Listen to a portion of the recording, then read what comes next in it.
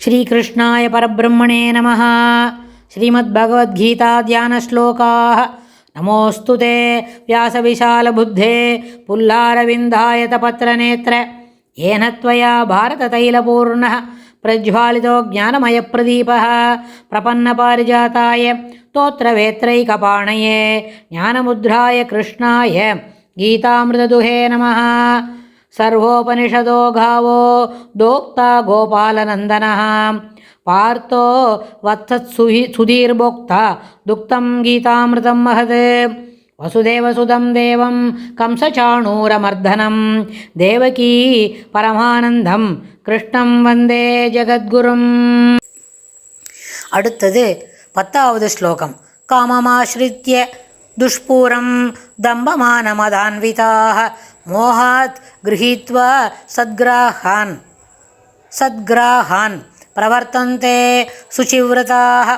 काममाश्रित्य दुष्पूरं दम्भमानमदान्विताः मोहात् गृहीत्वा सद्ग्राहान् प्रवर्तन्ते शुचिव्रताः. இந்த அடுத்த ஸ்லோகத்தில்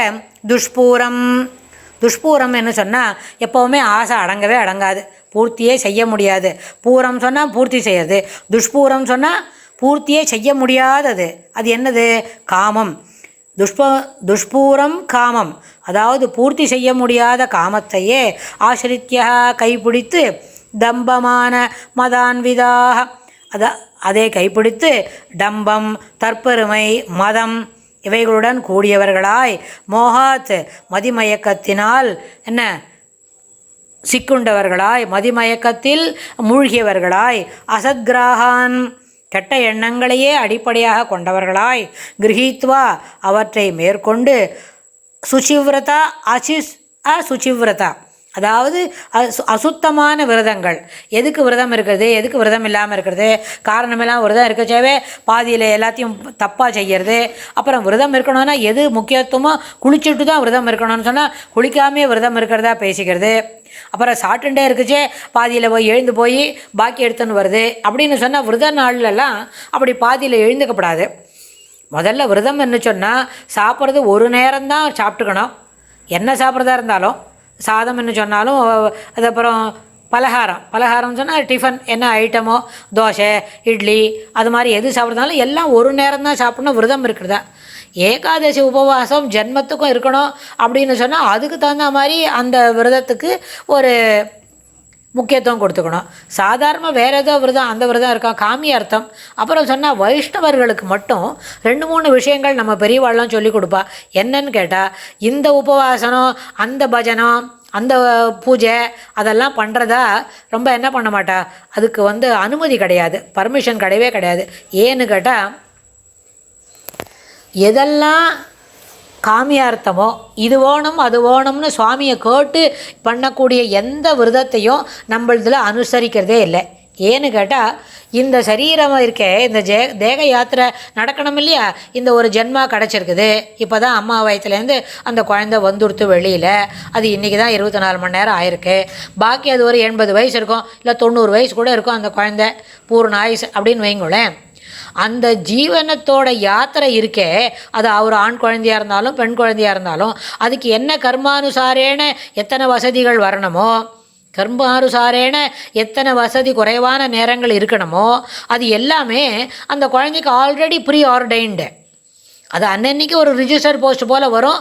அதை வாங்கி எடுத்துன்னா அதில் இருக்கிற அந்த 2 வருஷமோ 4 வருஷமோ அதை அனுபவிச்சு தான் ஆகணும். இந்த வாழ்க்கை என்ற பயணம் எப்போவுமே ஸ்மூத்தாக என்ன தெரியுமா, ஸ்பார்டெக் தர போல் இருக்கவே இருக்காது, புல் தர போலவும் இருக்காது. சில நேரத்தில் புல் தர இருக்கும், கொஞ்சம் தூரத்தில் ஸ்பார்டெக் போட்டிருக்கோம், கொஞ்சம் தூரத்தில் சாதாரண சிமெண்ட் போட்டிருக்கோம், அப்புறம் கொஞ்சம் தூரம் கட்டும் முட்டுமாக இருக்கும், ரோடே தெரியாமல் இருக்கும். அதில் கல் முள்ளையும் தாங்கி முடிச்சுக்கிண்டு யாரோட துணையான கொம்பை பிடிச்சிக்கிண்டு போகிற மாதிரி யாரோட துணையான பிடிச்சிக்கிண்டு கொஞ்சம் தூரம் போனால் அப்புறம் கொஞ்சம் தூரம் பொறுத்தோடனே பரவாயில்லையே இங்கே நடக்கலாம் போல் இருக்கே, சம்வாட் பெட்டர் யூஸி அப்படின்னு நினச்சிக்கிண்டு கொஞ்சம் தூரம் நடக்க வேண்டி வரும். அதுக்குள்ளே சில சமயம் ஏதான வெஹிக்கிள் வரும், யாரான கொஞ்சம் தூரம் என்ன கொடுப்பா, லிஃப்ட் கொடுப்பா ஒரு 4 கிலோமீட்டருக்கு. அப்படியெல்லாம் கூட நடக்கும். ஏன்னா இந்த வாழ்க்கை என்கின்ற பயணத்தில் எல்லாம் தான் வரும். இது எல்லா வந்தத்தையும் நம்ம எடுத்துக்கணும் அப்படின்னு சொன்னால் அதுக்கு தகுந்தாற் போல் என்ன இருக்கும், இந்த வாழ்க்கை என்ற பயணம் நடக்கிறதுனால அசத்கிராகான் அப்படின்னு சொன்னோம் இல்லையா.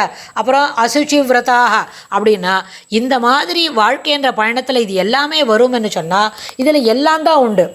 அதனால் நம்ம வைஷ்ணவ சம்பிரதாயத்தில் இதுக்காக ஏதோ ரொம்ப கஷ்டமாக இருக்குது, ரோடு சரியாகவே இல்லை, வாழ்க்கையில் ரொம்ப இடைஞ்சல் வருது, அதுக்கு இந்த விரதம் இருக்கணும் அந்த விரதம் இருக்கணும் இப்படியெல்லாம் இருக்கணும்னு சொன்னால் இல்லை. தானாக இந்த ஜீவனுக்கு எப்படியெல்லாம் வழி உண்டோ அதை சுவாமியே காட்டி தருவார், சுவாமியே சகாவாக இருப்பார். அப்புறம் இதில் இன்னொன்று கூட ஒன்று சொல்லித்தருவா பெரியவாள்லாம்.